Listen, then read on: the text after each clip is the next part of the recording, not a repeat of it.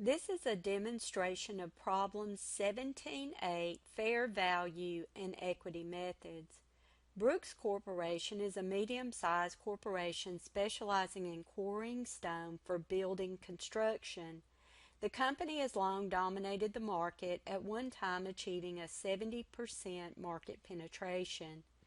During previous years, the company's profits, coupled with a conservative dividend policy, resulted in funds available for outside investment.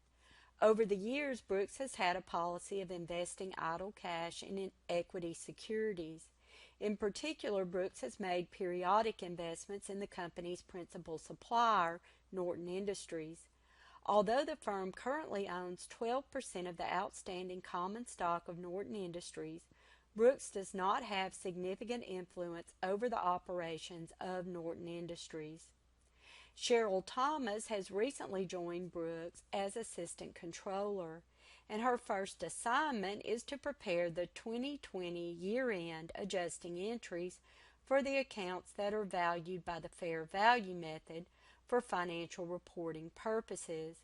Thomas has gathered the following information about Brooks' pertinent accounts. Brooks has equity securities related to Delaney Motors and Patrick Electric. During 2020, Brooks purchased 100,000 shares of Delaney Motors for $1,400,000. These shares currently have a market value of $1,600,000. Brooks' investment in Patrick Electric has not been profitable. The company acquired 50,000 shares of Patrick in April 2020 at $20 per share, a purchase that currently has a value of $720,000.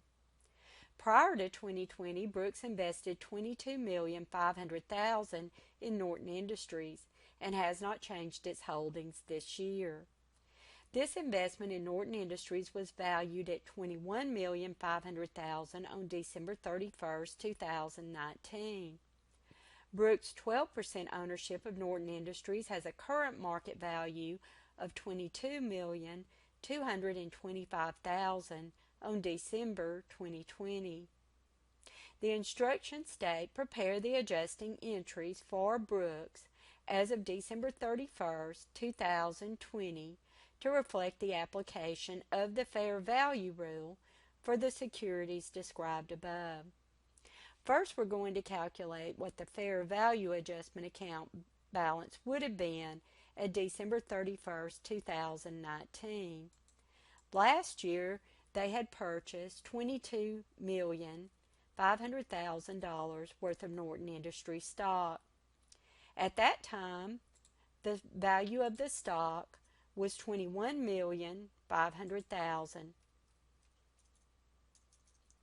That means that there was a $100,000 unrealized holding loss or a credit in the fair value adjustment account of $1 million. We need to know that because we're going to be adjusting that amount this year at the end of 2020. Now we have to calculate the unrealized holding gain or loss for the entire portfolio. First, we're going to calculate the amount for Delaney Motors. They originally purchased the Delaney Motors stock for $1,400,000. It now has a current market value of $1,600,000. The Patrick Electric was purchased at $20 a share for 50,000 shares or for $1 million. It has a current value of $720,000.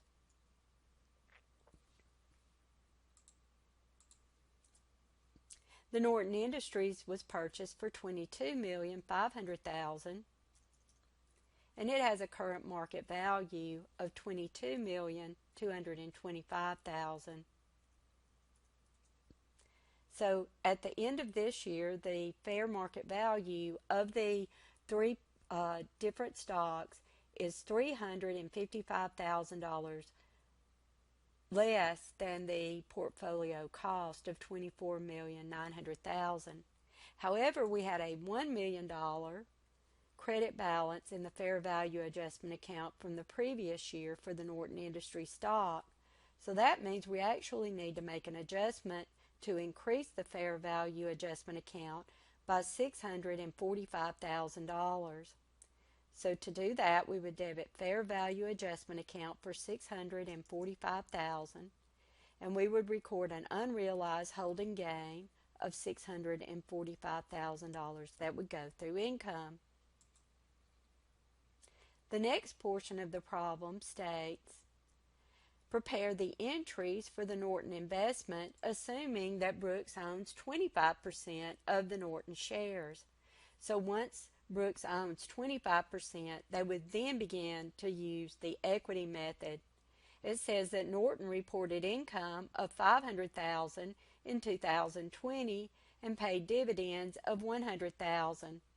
So using the equity method, Brooks would debit the equity investment account in Norton Industries for their percentage of the ownership in the investee's net income.